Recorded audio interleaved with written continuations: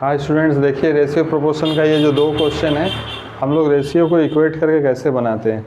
जैसे आपसे दो नंबर्स का रेशियो दिया गया है और पूछेगा कि ईच नंबर्स को हम मान लीजिए कुछ 3 बढ़ा देते हैं तो रेशियो नया 7:8 हो जाता है, तो नंबर्स क्या होगा। तो जैसे आपका रेशियो क्या दिया है 4:5 और फिर रेशियो क्या दिया है 7:8।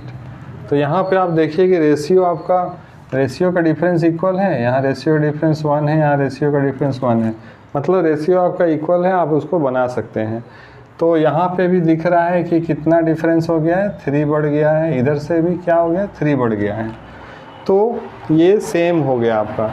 तो अब आपसे पूछा जा रहा है मतलब 3 बढ़ गया मतलब 1 यूनिट का मतलब एक ही है, 3 बढ़ गया 3 यूनिट में, तो 1 बढ़ गया 1 यूनिट में, मतलब 1 यूनिट का मतलब 1 है।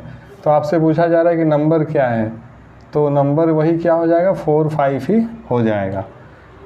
तो ये तो था कि सेम हो गया, लेकिन जब सेम नहीं रहेगा तो हम लोग कैसे बनाएंगे। जैसे मान लीजिए यहाँ पे रेशियो दिया है 5:7, यहाँ रेशियो दिया है 5:7 और फिर दिया है 13:16। यहाँ क्या कर रहा है, ईच नंबर इंक्रीज्ड बाय 11। तो यहाँ पे डिफरेंस देखिए, रेशियो का डिफरेंस क्या है, यहाँ पे 2 है, यहाँ पे रेशियो का डिफरेंस 3 है। तो हमको क्या करना होगा, इक्वल करना होगा।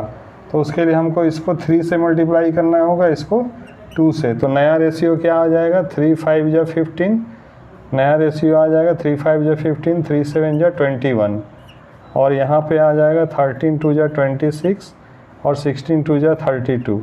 अब आप देखिए दोनों के बीच डिफरेंस सेम हो गया 6 और इधर भी 6, यानी अब ये काम करेगा। तो 21 से 32 देखो कितना बढ़ गया है, 11 बढ़ गया है। तो अब और 11 ही हमको इंक्रीज करना था। तो आपसे पूछा गया कि नंबर्स क्या है, तो नंबर्स क्या हो जाएंगे 15 और 21। ठीक है, थैंक यू।